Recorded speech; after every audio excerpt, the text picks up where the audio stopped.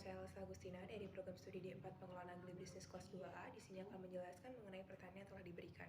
Pertanyaan yang pertama yaitu adalah apa yang dimaksud dengan laporan keuangan dalam akuntansi? Laporan keuangan adalah berkas pencatatan uang di mana laporan berisikan segala macam transaksi yang melibatkan uang baik transaksi pembelian maupun penjualan secara kredit. Laporan ini dibuat dalam periode tertentu, misalnya setiap bulan, setiap tahun, tergantung kebijakan perusahaan masing-masing. Yaitu adalah mengenai pertanyaan yang kedua, yaitu apa yang dimaksud dengan laporan laba rugi. Laporan laba rugi adalah laporan suatu keuangan yang mengukur keuntungan, kerugian suatu perusahaan dalam periode tertentu. Sebelum kita membuat laporan laba rugi, apa saja tahap yang akan kita lalui? Yaitu yang pertama adalah menyusun jurnal laporan transaksi, yakni akun pendapatan dan beban beserta turunan keduanya. Yang kedua yaitu adalah kita membuat laporan pada buku besar, memindahkan seluruh akun yang sudah ditulis ke dalam yang sudah kita tulis di jurnal transaksi. Selanjutnya yaitu adalah membuat laporan. Langkah yang selanjutnya yaitu adalah membuat laporan laba rugi. Laporan laba rugi ini disusun dari neraca saldo. Neraca saldo dibuat untuk memastikan bahwa nilai yang kita masukkan sudah balance antara jumlah kredit dan debit. Setelah itu baru membuat laporan laba rugi yang terdiri dari pendapatan total, biaya total, dan laba rugi.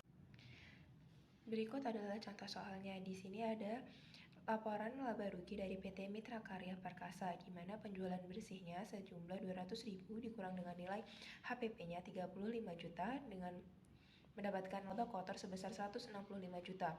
Setelah itu kita masukkan ke beban usaha, di mana beban-beban itu ada beban produksi, beban upah karyawan, dan beban umum, sehingga didapatkan total beban usahanya sebesar 90 juta.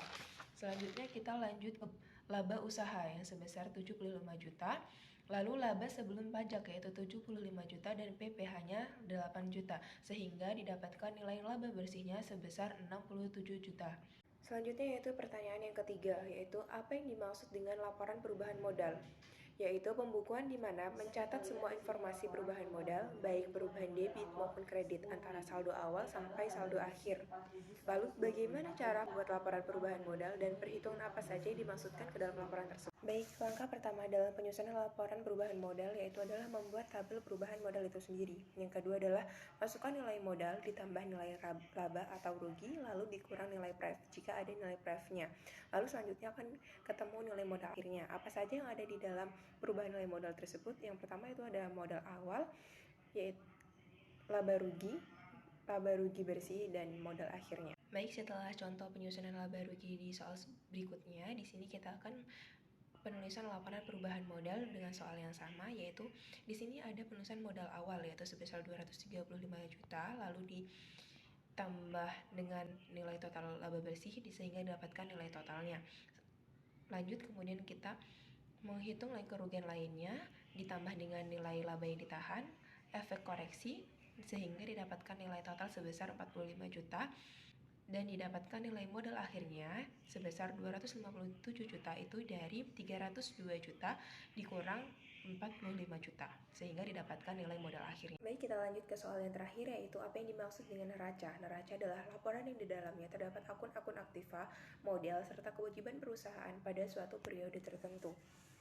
Bagaimana cara membuat laporan neraca dan apa saja yang terdapat dalam laporan tersebut? Baik, langkah yang pertama yaitu adalah membuat tabel neraca itu sendiri. Yang kedua adalah memasukkan nilai aset. Nilai aset itu terdiri dari kas, piutang, peralatan, dan lain-lain dan yang ada di neraca saldo. Lalu totalkan seluruh nilai tersebut, lalu masukkan nilai seluruh utang yang ada di neraca saldo dan totalkan, serta masukkan nilai modal akhirnya.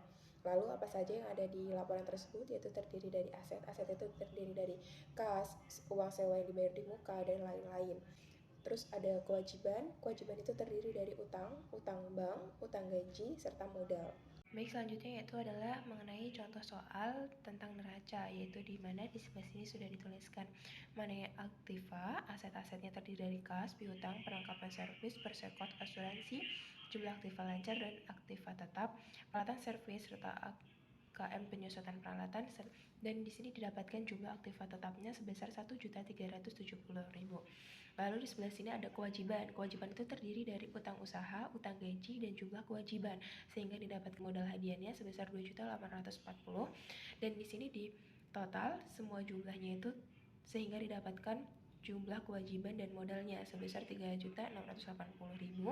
dan jumlah aktifanya sebesar 3.680.000, sehingga dikatakan nilai antara aktiva dan kewajiban balance. Baik, sekian penjelasan dari saya. Kurang lebihnya saya mohon maaf. Kepada Allah saya mohon ampun. Saya akhiri. Wassalamualaikum warahmatullahi wabarakatuh.